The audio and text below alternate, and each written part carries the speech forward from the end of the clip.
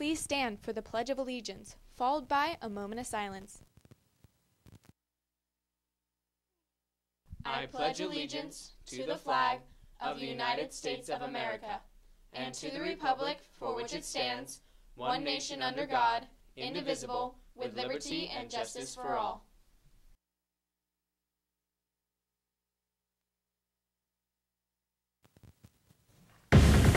It's January 29, 2016, and get ready to dive into some new information on one of our Falcon sports teams. Are you tired of your tweets being cut off right when you get to the good part? Stay tuned and find out how that may no longer be an issue.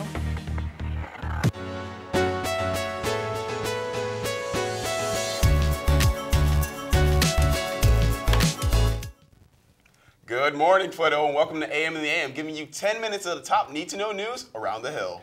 Let's start off the show with what's going on around the Hill with Taylor Cleveland. Morning, Taylor.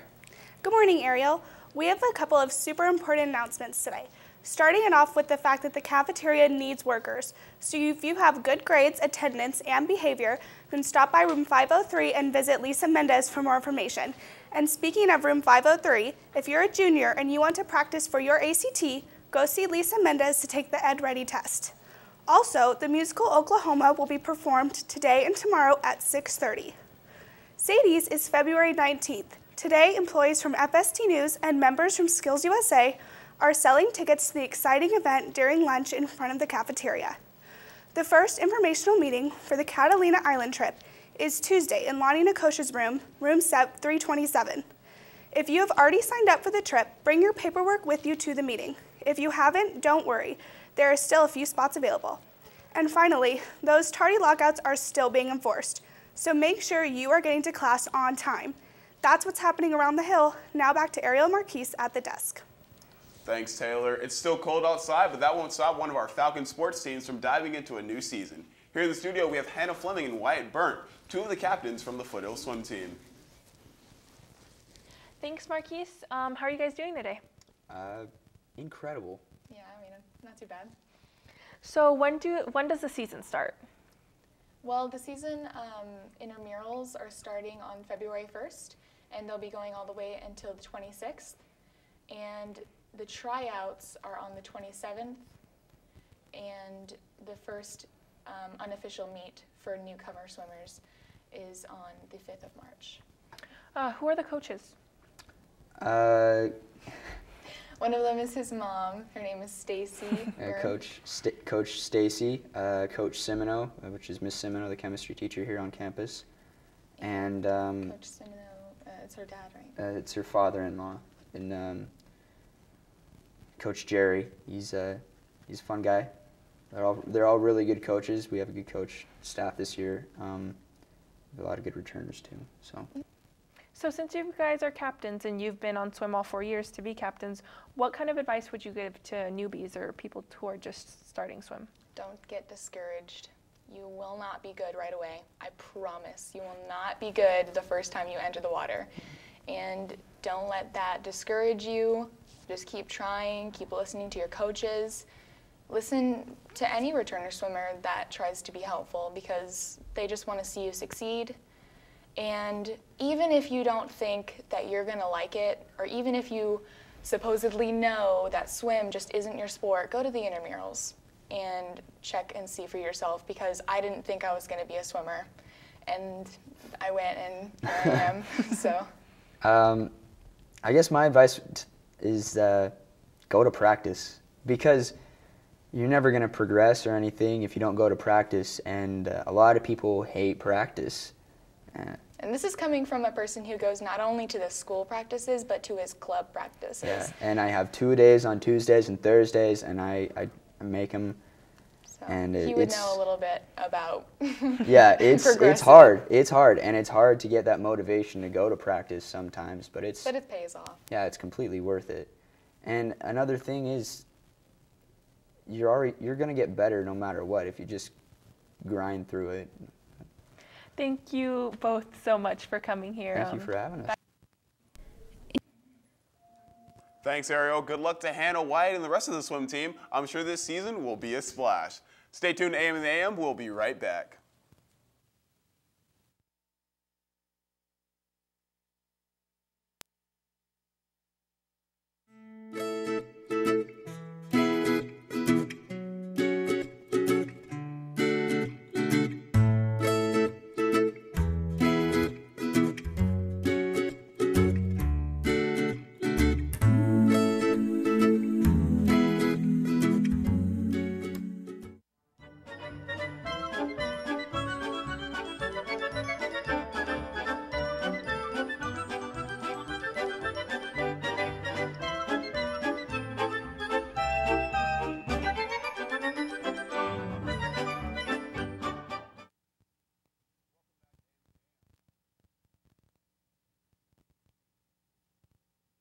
AM in the AM. One thing that the nation is obsessed with is social media.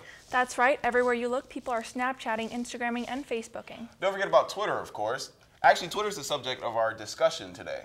Why, you ask? Well, FST News reporter Jillian Lemming may have the answer to that. In 2015, Twitter announced that it would be increasing their character count. This will change the small 140 character limit to a massive 10,000 limit. As of now, they are testing it out to make sure it is working alright and that this change is suitable for everyone.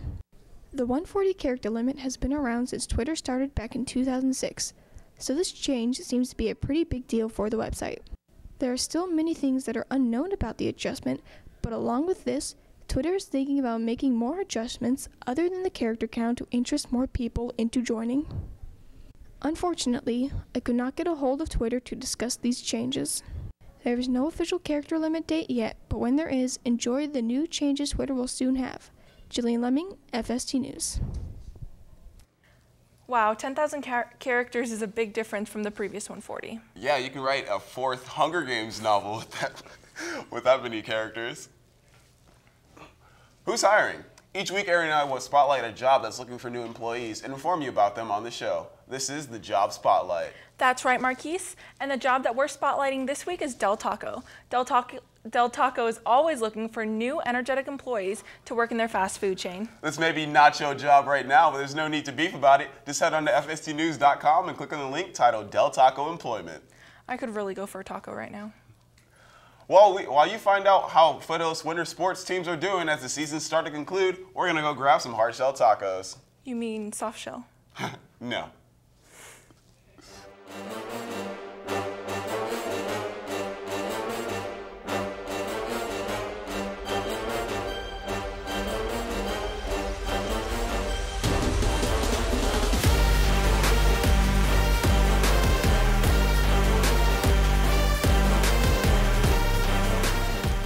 What's up, Falcons? Starting with the flag football team, they have a game tonight right here at the Hill. The JV team starts at 3:30, varsity follows up at 4:30, and the freshman team is at 6. From the field to the court to the basketball teams, this starting off the day off well. That's because they all beat Rancho. The freshman boys won 63-42, JV won 85-44, and varsity won 56-43. Their next game is on Monday here at the Hill. The freshman boys tip it off at 3:30, then the JV boys and varsity girls are up next at 5, and finally the varsity boys and JV girls are at 6:30. The JV wrestling team is competing in the annual Clark JV Classic today and tomorrow at Clark High School. Last night was a good matchup but before the match I spoke with Wyatt English about how he sees the team going, about state and regional championships, and what a typical match is like. It's good. My record's 39-2 right now. I haven't lost to anyone in the state of Nevada. My 2 losses from California, but with regionals coming around the corner, gonna have some tough matches. We have some solid wrestlers on the team. I see about, hopefully about 7 state qualifiers, but it just depends on how everyone wrestles. Oh yeah, definitely. I think our 120-pounder Elias Azarez, our 26-pounder Cole Villado, our 32-pounder Jacob Chavez, myself, and I think Nick Bottoms at 145 definitely have really good shots going to state. I do. I think I should go to state fairly easy. I mean, anything can happen. I'm hoping to be a regional champ, but I just got to keep my mental right, and hopefully I'll come out on top. Ideally I want to make it to the state finals, but literally my bracket's so hard. I could go from, winning state to not even placing at all. So, well, first of all, my nerves are just off the wall. It's really intense, and honestly, my nerves are just crazy. I try to stay focused, but it's pretty crazy,